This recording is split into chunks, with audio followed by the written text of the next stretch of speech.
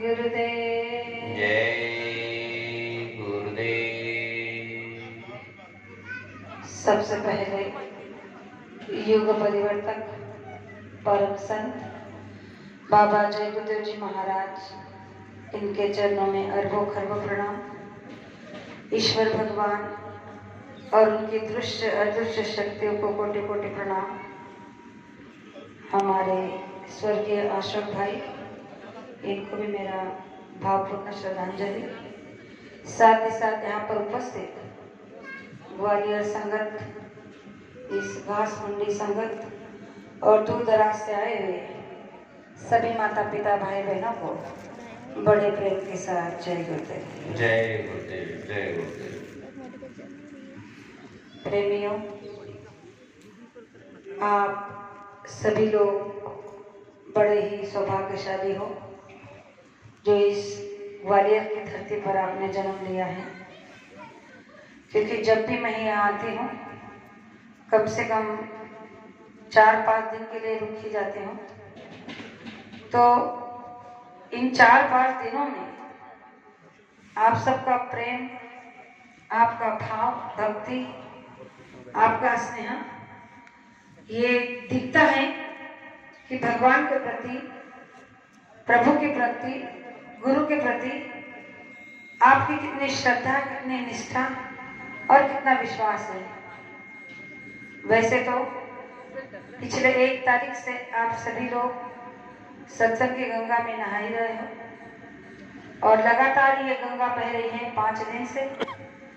तो ये हमारा आपका परम सौभाग्य है, क्योंकि ऐसे मलिन कलयुग में संसार करने के लिए तो सभी तैयार है।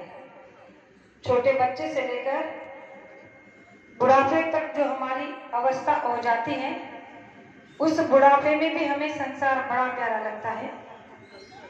लेकिन परमार्थ करने के लिए हमारी अंतर आत्मा नहीं चाहती है। क्यों नहीं चाहती है? कहा जाता है कि ये संसार इतना मीठा है कि इसे छोड़ने का मन नहीं करता। लेकिन गुरु महाराज ने कहा कि ये संसार तो आपको कुछ ही समय के लिए मिला है, लेकिन इसके परे जो देश है, इसके परे जो आपका लोक होगा, वो बड़ा ही अनोखा होगा, बड़ा सुंदर होगा। जिसके लिए आपको ये मनुष्य शरीर मिला है, उसको आप कभी देखना ही नहीं चाहते, उसमें कभी आप जाना ही नहीं चाहते हो। तो एक बार अगर आप उस देश की कल्पना कर लोगे, देख लोगे, तो आपको ये संसार मिथ्या लगने लगेगा। तो आपको कि इसका कोई प्रमाण तो होगा, प्रमाण अवश्य है। आज गुरु नानक जयंती भी है। मैं गुरु नानक जी का एक प्रमाण आपको बताना चाहती हूँ कि उनका एक शिष्य था जिनको उन्होंने नामदान दिया था। वो नामदान तो ले चुका था, लेकिन कभी भजन नहीं करता था। ऐसे कई महीने साल बीत गए, वो भजन ही नहीं करता। नानक जी इस बात को अच्छे से जानते थे। तब नानक जी ने देखा कि ये अगर भजन नहीं करेगा तो ये लक्ष्य 84 में चला जाएगा, जो मैं कभी नहीं चाहता। तो इसके लिए कोई तो ऐसी युक्ति करनी होगी, कोई तो ऐसा रास्ता ढूंढना होगा कि ये भजन करने लग जाए। तो उन्होंने एक दिन जैसे वो आया सत्संग में, तो कहा कि देखो, सत्संग खत्म होने के बाद मुझे मिलना, तुमसे कुछ बात करनी है। जब सत्संग खत्म हुआ तो प्रेमी नानक जी से मिलने गया, तो नानक जी ने उससे कहा कि तुम्हें कुछ पता है? उसने कहा कि क्या हुआ? कहने लगे कि 15 दिन बाद तुम्हारी मृत्यु है। क्या कहा? 15 दिन बाद तुम्हारी मृत्यु है और तुम्हें अब 15 दिन के बाद कोई बचा नहीं सकता। अब जैसे मरने का भय लगा, मरने की बात सुनी तो डरने लगा, रोने लगा, गिड़गिड़ाने लगा, कहने लगा कि आप तो बड़े महात्मा हो, आप अपनी मेक में लेक मार दो और मेरी जान बचा लो। मैं मरना नहीं चाहता, अभी तो मुझे और जीना है। तो नानक जी ने कहा कि देखो भाई, मैं तुम्हें बचा नहीं सकता, क्योंकि जब मेरा खुद का जवान बेटा मरा तो मैंने उसे नहीं बचाया, क्योंकि ये विधि का विधान है, तो मैं तुम्हें कैसे बचा सकता हूँ। हाँ, एक बात है जो तुम्हें अभी भी बचा सकती है। तो कहने लगे कि क्या? कहने लगे कि तुम 15 दिन के लिए अगर रोज भजन करो तो हो सकता है कि तुम बच जाओ, क्योंकि भजन ही तुम्हें बचा सकता है और कोई तुम्हारी रक्षा नहीं कर सकता। तो उस प्रेमी ने कहा कि ठीक है, आप बता दीजिए कि मुझे भजन कैसे करना होगा। तो उन्होंने कहा कि तुम्हें रास्ता तो दिया था, क्या तुम भूल गए? उसने कहा कि नहीं, भूला तो नहीं हूँ, बस कुछ याद नहीं रहा। उन्होंने कहा कि भाई नामदान दिया था वो तो याद होगा। कहने लगा कि याद तो है, लेकिन साधना कैसे करते ये मैं भूल चुका हूँ, आप अगर दया करो तो कुछ याद दिला दो। तो उन्होंने कहा कि ठीक है, चलो बैठो, और उसे सामने बिठाया और उसके माथे पे ऐसे अंगूठा लगाकर उसे कहा कि अभी भजन पर बैठो।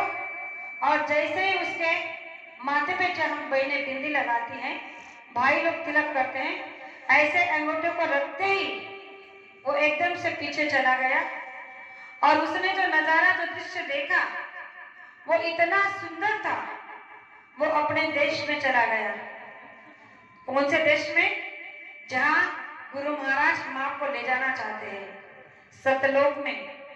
वो वहां जाते ही इतना खुश हुआ कि बस वहां से लौटने का नाम नहीं ले रहा, वही का आनंद ले रहा, बड़ा खुश हो रहा है। और इसी खुशी खुशी में जब आधे घंटा हो गया और जब नानक जी ने अंगूठा उसके सर से हटाया तो वो होश में आया। होश में आते ही रोने लगा। नानक जी ने पूछा कि भाई कैसा लगा तुम्हें, जहां तुम गए थे वो कैसा लगा, जगह कैसी थी वो देश? तो वो प्रेमी कहने लगा कि क्या बताऊं, अरे ऐसा देश तो मैंने कभी देखा ही नहीं। इतने सुंदर सुंदर बगीचे, फलों फूलों से लदे हुए, कितने देवी देवता, यहाँ पर सुगंध ही सुगंध, किसी प्रकार की कोई गंदगी नहीं, कोई झूठ नहीं, कोई फरेब नहीं, किसी प्रकार का कोई दोष नहीं, और कोई ईर्ष्या नहीं, मोह नहीं, अहंकार नहीं। यहाँ तो सिर्फ निर्मलता ही निर्मलता है। और यहाँ तो इतना सुख है कि ऐसा संसार में कहीं भी सुख नहीं मिलेगा। तो आप कृपा कर मुझे वही भेज दीजिए। अब मुझे यहाँ नहीं रहना है, अब मुझे जल्द से जल्द वहां भेज दीजिए, मैं यहाँ बाहर रहना नहीं चाहता। तब नानक जी ने कहा कि भाई अभी तो तुम मरना नहीं चाहते थे और अभी मरने के लिए तो मरे जा रहे हो।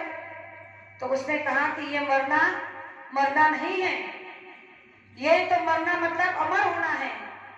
इसे मरना नहीं कहते हैं, इसे जीते जी मरना कहते हैं, और मैं जीते जी मरना चाहता हूं। तो प्रेमियों, उस आनंद को जिस प्रेमी ने पा लिया वो आनंद हम सबको रोज मिलने वाला है, लेकिन हमने कभी उस आनंद को पाने की कोशिश ही नहीं की।